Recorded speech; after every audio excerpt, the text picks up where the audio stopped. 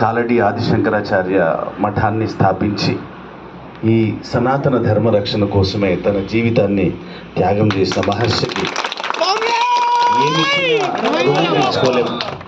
ఆదిశంకరాచార్య అంశ ఆయన లోపల ఉందేమో, అందుకోసం ఆయన జీవితాన్ని త్యాగం చేసుకొని నిజంగా అదే వంశము, అమ్మో ఎంత అదృష్టవంతులు, అదే వంశానికి సంబంధించి సనాతన ధర్మరక్షణ కోసం 4 పీఠాలను ఏర్పాటు చేసిన ఆదిశంకరాచార్య ఆయన లేకపోతే ఈ దేవాలయం అనేది నాకు తెలిసి ఈ ప్రపంచంలో భారతదేశంలో ఉండేది కాదు.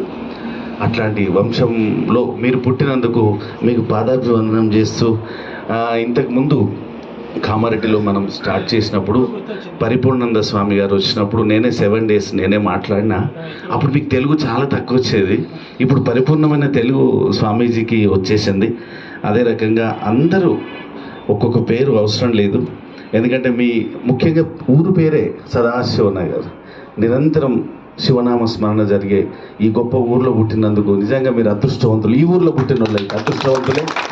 ఇక అంతకంటే నామస్మరణ ఉన్నదని నేను అనుకోను, కానీ అదృష్టం చూడండి, భగవంతుడు పిలుచుకొని నాయుడు గారిని, రాధిక గారిని, నువ్వు ఇయ్యవయ్యా ఇక్కడ ఈ ధ్వజస్తంభాన్ని ఇయ్యు అని ఆయన కలలో కనిపించు, ఆయనకు డైరెక్ట్ చెప్పు, ఇక్కడ దాకా తీసుకొచ్చిండు అయ్యప్ప. ఇంతకంటే జన్మ ధన్యం.